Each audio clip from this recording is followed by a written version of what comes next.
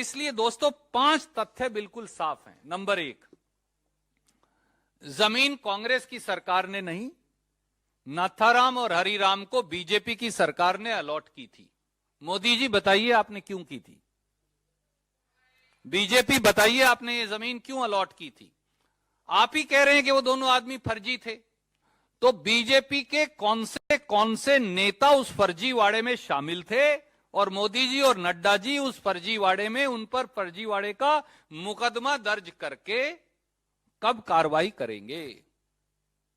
कांग्रेसी सरकार ने तो की नहीं।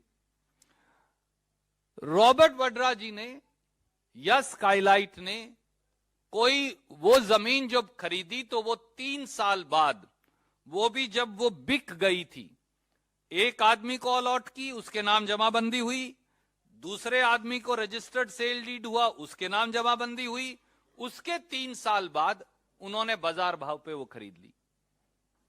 अब वो जमीन भी कैंसिल हो गई, जमीन भी चली गई, जमीन का कब्जा भी सरकार के पास हो गया, तो नुकसान किसका हुआ?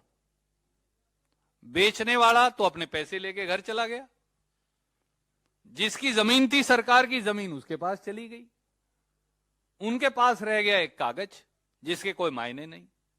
तो इसलिए विक्टिम यहां स्काईलाइट हॉस्पिटैलिटी और रॉबर्ट वड्रा हैं और कसूरवार भाजपाई हैं जिन्होंने फर्जीवाड़ा किया है।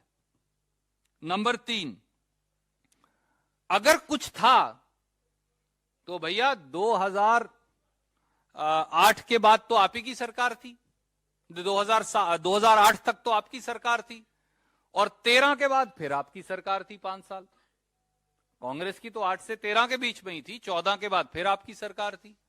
एफआईआर भी आपकी सरकार में दर्ज हुई, चार्जशीट भी आपकी सरकार में दर्ज हुई, सप्लीमेंट्री चालान भी आपकी सरकार में दर्ज हुआ।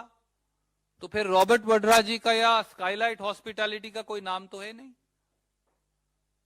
कहीं उनका नाम ही नहीं है, ना एक्यूज के तौर पर है, ना गवाह के तौर पर है, ना कहीं और है, इसलिए कि वो तो फाइनल विक्टिम वही है। और ईडी ने जो फर्जी ईसीआईआर दर्ज की, आज तक उसमें भी कोई चालान पेश नहीं किया, 2015 से 2022 तक। तो 15, 16, 17, 18, 19, 20, 21, 22, सर 8वां साल है। तो मोदी जी कोई अगर कसूर था तो आप चालान पेश कर देते, सजा करवा देते। 8 साल से आप एक लिख लिया पर्चा, उस पे जब चाहे इलेक्शन नजदीक आता है या कभी 2-3 टेलीविजनों पर चलाना हो तो आप भेज देते हैं कागज, बस बुलाकर चाय पिलाकर वापस भेज देते हैं।